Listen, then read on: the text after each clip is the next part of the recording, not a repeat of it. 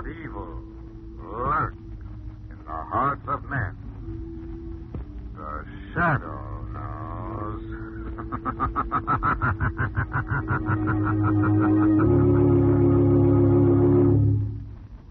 Once again, your neighborhood blue coal dealer brings you the thrilling adventures of the Shadow, the hard and relentless fight of one man against the forces of evil. These dramatizations are designed to demonstrate forcefully to old and young alike that crime does not pay.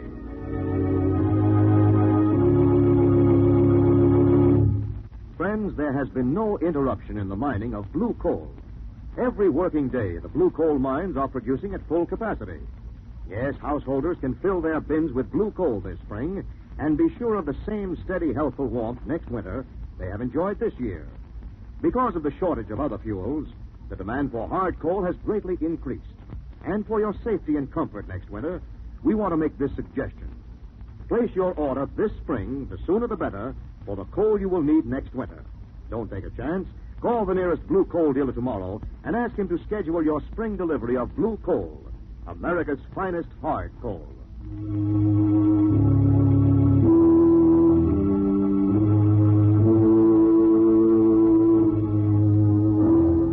The Shadow, who aids the forces of law and order, is in reality Lamont Cranston, wealthy young man about town.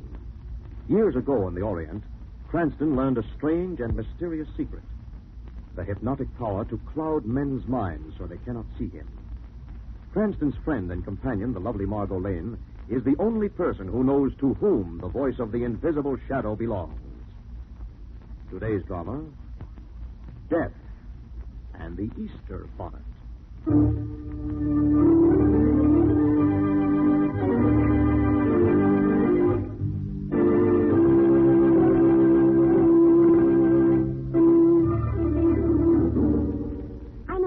Exactly the kind of an Easter bonnet I want, but there just isn't anything like it in any of the shops this year.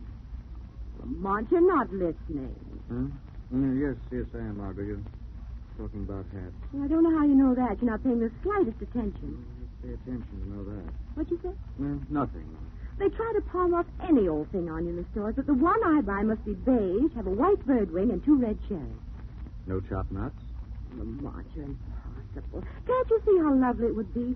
Beige with a pair of dark red cherries and a white wing. Well, why don't you buy one? Well, I've tried. There are just a few little out-of-the-way shops that I haven't been to yet. And I don't intend to give in until I've exhausted the town. Say nothing of me. What's that? Nothing, no. Well, somewhere in this city there must be a beige hat with... I'll get it. Hello? This is Geraldine Granberry Smythe, Margot. Oh, yes, Mrs. Granberry Smythe. Listen, my dear, I hope I'm not too late with the invitation, but I'm having a musicale this afternoon at 4. Oh, well, it's awfully sweet of you to ask me, Mrs. Granberry Smythe. Now, before you say no, my dear, it's going to be quite an affair. Raoul Respighi is the guest of honor. Raoul Respighi? Oh, surely you've heard of him, Margot. The great violinist from Bologna. Where's Bologna? Oh, it's a small country in Middle Europe. Too utterly fascinating. And Raoul has taken its entire smart set by storm. You'll never forgive yourself if you miss meeting him. Oh, say you'll come. Well, I intended to shop for my Easter hat this afternoon. Surely that won't take until 4 o'clock, dear girl. Well, I don't see why not. I've been at it practically all week. Have you tried the Baroness Yolanda shop? The Baroness Yolanda? Oh, yes, it's a charming little place just off Faulkner Square. I've never even heard of it. Well, you're hearing of it now. Just drop in and mention Mr. Respighi's name. You think I'll find what I want? If it exists, my dear, you'll find it at the Baroness Yolanda.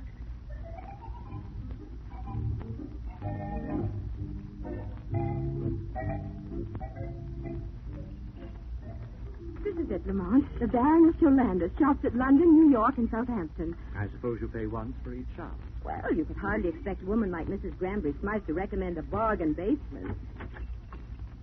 Yes? The lady would like to buy something. You're the Baroness Yolanda? I am. I'd like a hat.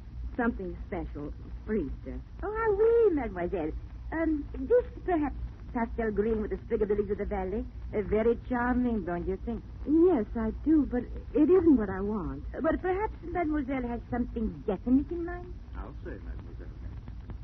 If she will describe it to me, perhaps I could design it for her personally. Well, that's a wonderful idea. Look, I want a beige hat. Yes? With a white bird wing.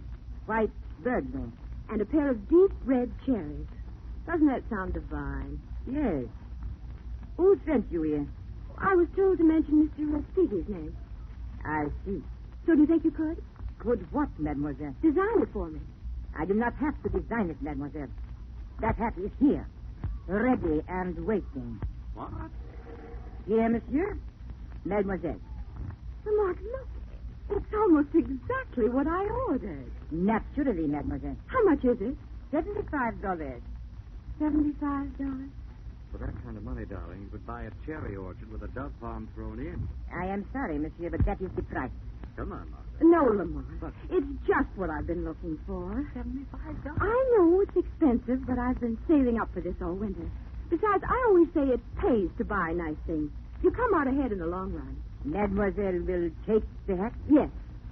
I thought mademoiselle would.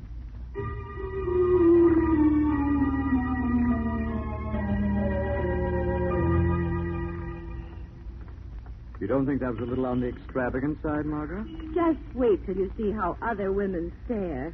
That's what you're after. You get better results wearing a picture of Gregory Peck on your head. You know, darling, you're very bright about most things.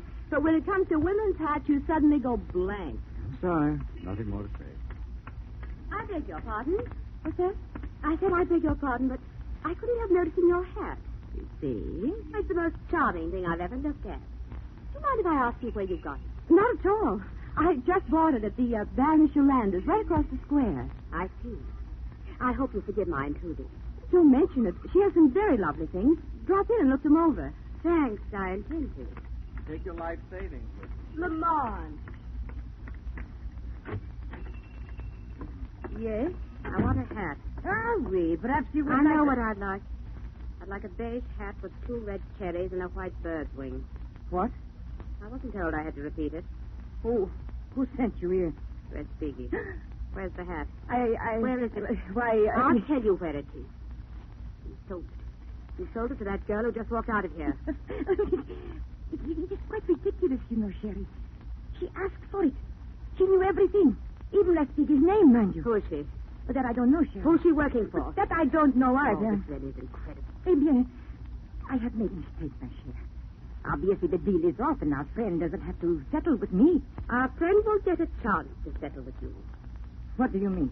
I mean, you sold us out. Oh, no, Sherry. It was a mistake, just a little silly mistake. To prevent further silly mistakes, I'm going to settle with you myself. A gun. No, please, put it away. I am so terribly afraid of guns, Sherry. Too bad. But this is the last one you ever have to be afraid of. Sherry.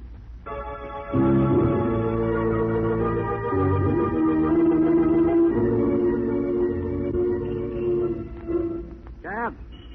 Hey, taxi! Dear, we've been trying to get a cab for the last half hour. Not quite, Margaret. Well, the last 10 minutes, anyway. Cab! Oh, here's one. At last. All right, my lady, hop in. Come on. You might as well tell him to drive on. What do you mean? I've just discovered that I left my gloves in the Baroness Yolanda's shop.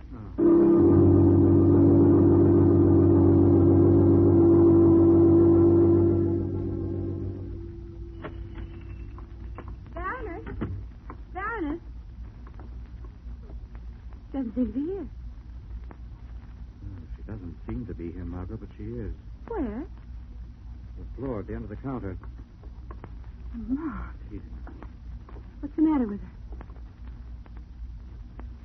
pretty serious complaint. What do you mean?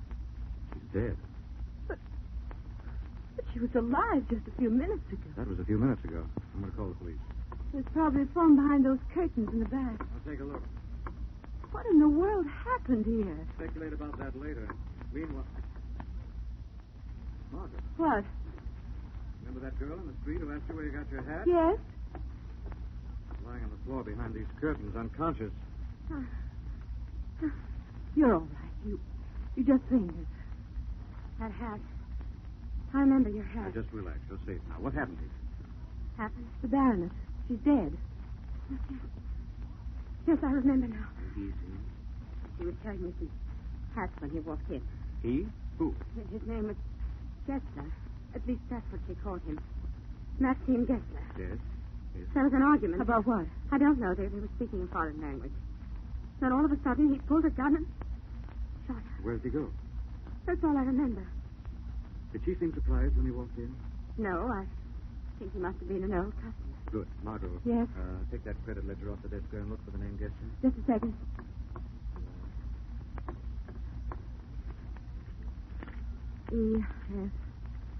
E-F-G. Gabby. Gagné. Yes. Here it is. Gessler. Maxine Gessler. Any address? Yes. 1041 Fairfax Street.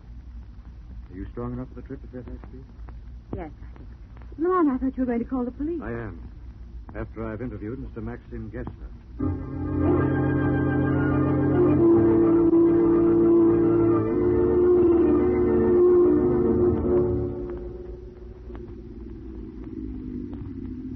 This is 1041.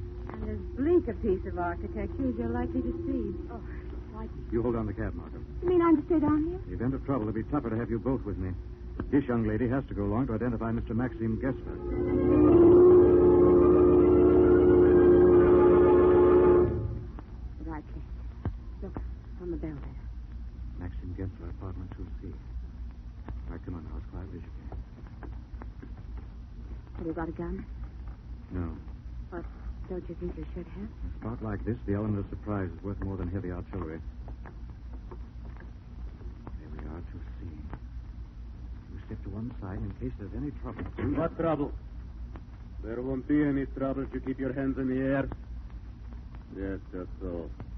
And show proper respect for this very admirable firearm. Gessler? Maxime Gessler at your service, sir. And in case you have not been properly introduced, the young lady at your side is my very able compatriot, Miss Nadja Sentlow. Get inside. A trap, I take it, Miss Senlaw? I'm sorry I had to lead you on, Mr. Cranston, but you'll forgive me when you see how much we need you in our business. Good work, Nadja. I took some fast thinking to get them here. When you phoned, you spoke of a young lady who had the hat. Yes, she's downstairs in the cab. I see. Here, take the gun. Thanks. Just keep Mr. Cranston occupied while I fetch the young woman. No. Out of my way. Take your hands off Margot Lane. Nadia, Yes? I'm going to have to use violence with Mr. Cranston here.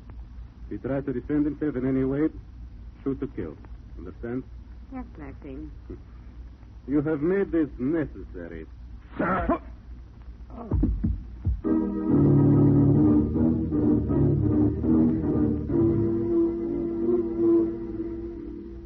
You say Lamont sent you down to get me? Yes, he wants you immediately. But he's all right. Well, never better. And the young woman? Miss Sandlow, she's in excellent health, as you will see. Up these stairs, please. What in the world is this all about? I bought an Easter bonnet, and the next thing I know, I'm in the middle of a blood and thunder adventure. You'll find out very soon, Miss Lynn. And when you Margot. do, you... Hey, Lamont. Margot, stay out of here. Stay out, you understand? Lamont, what's the matter? Run, before it. Lamont! Lamont! Ooh.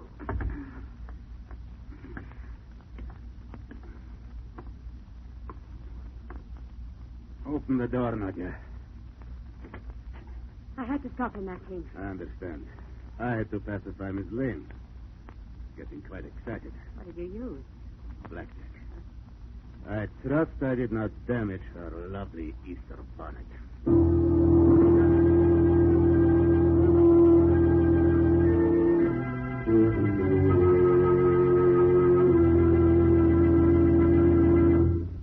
We'll return to the shadow in just a minute. Friends, there has been no interruption in the mining of blue coal. We're glad to be able to tell you this because it means you'll be able to fill your bin this spring and be prepared against a possible fuel shortage next winter. Now, here's another important springtime suggestion. You know how the spring weather changes from balmy to freezing in a few hours? Well, that's when you most appreciate automatic temperature control. Why not have it now? Install a Blue Coal Temp Master with the electric eye thermostat. It will bring you years of carefree heating comfort. You need never go to the basement to adjust furnace dampers. You need never trouble yourself about regulating the temperature in your home, because the marvelous new electric eye thermostat will watch it for you. You simply set the upstairs control, and furnace dampers will be automatically opened or closed as needed. You're assured of steady, even, healthful warmth at all times. And besides that, the new Blue Coal Temp Master heat regulator will cut your fuel consumption. Modernize your furnace with a Blue Coal Temp Master. It's easy and inexpensive to install. Tomorrow, call the nearest blue coal dealer and ask him to demonstrate the new Temp Master thermostat. And now, back to the shadow.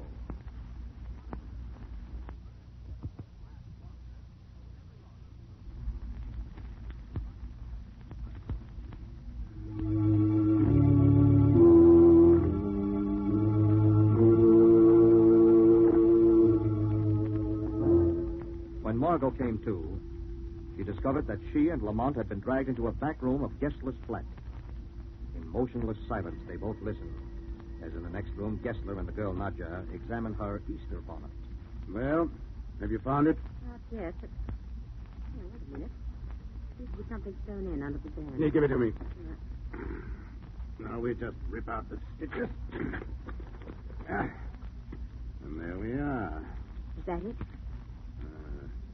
C over pi m squared plus u over 7. Yes, that's it. Yes. Oh, wonderful. Our friend should be very pleased, eh, Maxine? Let us hope so. Tell me, our friend, is he going to be late? Let's see. He is his usual punctual self. He will be here within a minute. You think he'll have our money with him? I'm sure he will. He has their funds complete at his disposal. Whose funds? The funds of the Royal Wallonian government. Prompt as always. Mr. Gessler, sir? Won't you come in, sir? Thank you. You are prepared for my coming? Yes, sir. The formula is here. Exactly as we agreed. Excellent. May I have it, please? Before we make delivery, I think it only fitting that we collect our wages. Exactly as we agreed. 5,000. Exactly as we agreed. Thank you. And now the formula, if I may? Here you are. I am most indebted to you. Now I come to a most unpleasant aspect of our relationship. Unpleasant? Why? I'm on highly criminal business in this country, and one thing is most apparent. What's that? I would be most unlucky if you decided to sell me out before I have taken my departure from You the should shore. have thought of that before. Oh, I did, Miss Nasser. And I made plans to take care of this contingent. What sort of plans? This sort. Oh, no. Put down that gun. I am sorry, Maxim. Most sorry, Nadja. But I cannot jeopardize the interests of my country. Please, I beg you. Don't. You can trust us. You can trust us. Respighi! Respighi!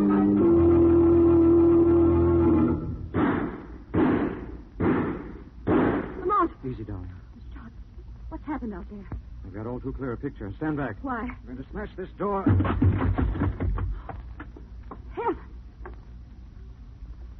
Friend seems to have taken care of both. He shot them. Did you hear what Gessler called him? Respighi. Yes. Raoul Respighi. That is his name. Gessler. He thought I would betray him, and now I shall live up to his expectations. Hey, listen. The formula sewn into the head was stolen from the United States government laboratory. What? It gives complete instructions for the building of the midget cyclotron. Midget cyclotron. The last development in the cheapest and quickest method of producing atomic weapons. Where can we find Respighi? Where is he going? Going. You will find him 642. Yes, yes. Yes. Too late. Yes. He's dead. 642. What does that mean? That's where Respighi is gone. I don't understand. Neither do I. All I know is we've got to stop him. Let's call the police. That's too late. He'll waste no time being on his way now that he's got that formula. It's up to us. Margot, Yes? you heard about Respighi only this morning. Yes. Through Mrs. Granbury Smythe. See. You mustn't forget your manners, darling. My manners. A nice little girl would call up and apologize to Mrs. Granbury Smythe for missing her afternoon musicale.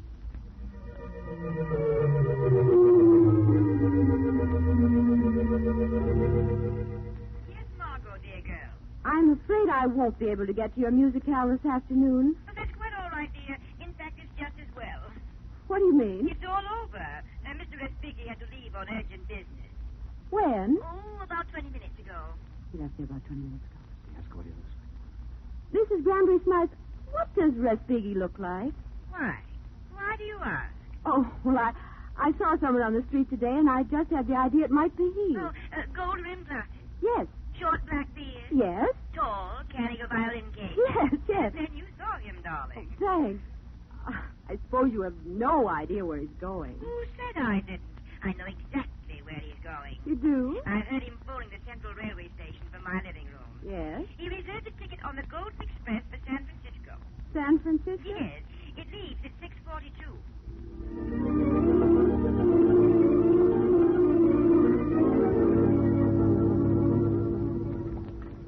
What time does the clock say? 6:40, Lamont. We've made it. We haven't found the Golden Express yet. There it is, Margot. Track 14, Golden Express. Look, Lamont, it's pulling off. Quick, come on. We'll have to jump for it. Home free. Oh, I never thought we'd make it. Want to find out Mr. Respighi. Excuse me, please. Oh, let the man by. Oh, I'm sorry. Oh, by the way, I beg your pardon. Yes? We're looking for a gentleman you may have seen. Yes? He's tall, wears golden glasses, with a short, dark beard. Oh, no, I don't think I've seen him, miss. He speaks with a foreign accent? No. Oh, wait a minute. Yeah, I've seen him. He's up ahead. Yes, where? It's car 4. I heard him talking to the conductor. Thanks very much. You stay here, Margot. Lamont. There may be trouble. Well, then shouldn't you ask this gentleman to go along with No, you? thanks, sweetheart. It's a confidential matter. If there's trouble, you may meet If someone. there's trouble, I'll have someone. Who? A shadow. Come back to you later, my lady.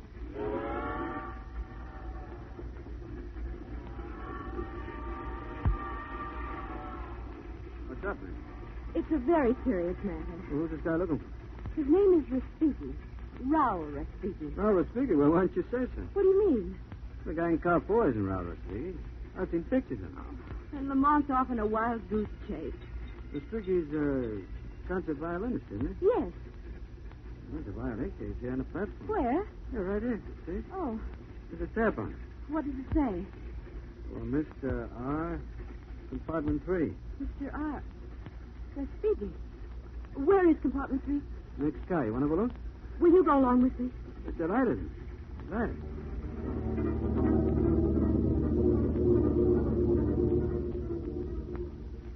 Here we are. Compartment 3. Hello there. Nobody home. Try the door. What's that knock? Huh? Can we go in? Yes, quick. Now, we've got to work fast. Maybe right here in this room. You sound like somebody in a spy movie. Well, no wonder. What we're looking for is some confidential government papers. Really? How confident? They're practically invaluable. Not by any chance a secret formula for a midget cyclotron. Why, yes. How do you know? Because I happen to have it here in my wallet. I thought it wisest to remove the glasses, beard, and accent until I'm safely out of America. I'm a very cautious man. Respighi. And I'm sure you would have been wiser to have kept your lily white nose out of this situation entirely. But since you have not, being such a cautious individual, I shall have to take rather definite steps. If you pull that trigger, they'll hear you outside. I hardly think they could above the noise of the rails. They could hear if I screamed. Perhaps, but it would do you no good. I have bolted the door on the inside. You amuse me, young woman, trying to play at intrigue with a man whose business is intrigue. However, amuse me though you do, I can no longer afford the luxury of your presence. Please don't! Please don't! Don't! What happened? What's going on here? The window suddenly broke. Something crashed through the pane. But there's nothing inside. I don't understand. What happened to your accent, Mr. Respighi? What was that? Shadow. Who's that talking? I cannot see anything. I am the shadow. Now take that formula, Respighi. Don't come near me. Now take that formula. You touch me, I'll pull this trigger and kill this young woman before your eyes. No. I don't think so. I assure you I will. It may interest you to know that when Mr. Cranston discovered there was no man fitting the description he gave you in car 4, he wired ahead to the next stop to have you picked up. What difference does that make? She'll be dead before we reach the next stop. We are at the next stop. What? The train has stopped, Respighi. And if you turn around, you'll see there are 3 American-made police revolvers leveled at you through the broken window.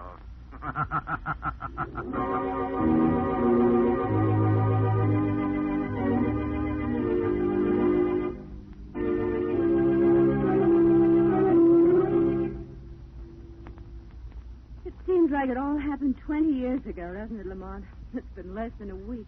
All I can say, it was a tough way to get an Easter bonnet. No, I'll get it. Right. Registered later for Miss Margot Lane. I'll take it. Sign here. There you are. It's for you, Margot, from the Scientific Research Foundation. For me? What is it? Over. See. Lamont, look. In recognition and reward for your effort in retrieving invaluable paper of a secret and confidential nature, we enclose a check for $500. Oh, that ought to teach you, Lamont Cranston. Teach me what? The hat cost me $75, didn't it? Yes. And the check is for $500. So I'm $425 ahead. You see now, don't you? See what, though? That I was right. It pays to buy nice things, to come out ahead in the long run.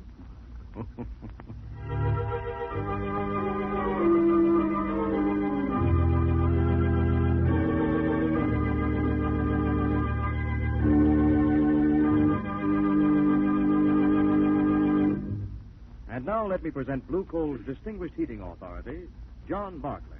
Thank you, Andre Baruch, and good evening, friends. It's not too early to plan the spring checkup and cleanup of your furnace, and to make arrangements with your blue coal dealer to have that essential job done. Yes, it's essential to good heating and operation that will save you money next winter and to prevent costly rust damage while your furnace is idle this summer. Blue coal dealers have specially trained men and special equipment to do a quick, thorough, dust-free, and inexpensive job of cleaning your furnace. They can also make the minor repairs necessary. Your blue coal dealer will receive many calls to cook, clean, and repair furnaces, so it would be wise to call him now and make sure that he'll be able to fit your job into his schedule. Better make a note right now to call the nearest blue coal dealer tomorrow. I thank you.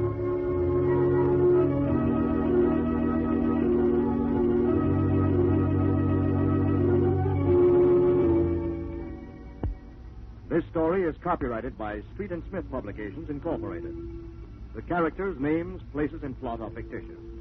Any similarity to persons living or dead is purely coincidental. Again next week, The Shadow will demonstrate that The weed of crime bears bitter fruit. Crime does not pay. The shadow knows.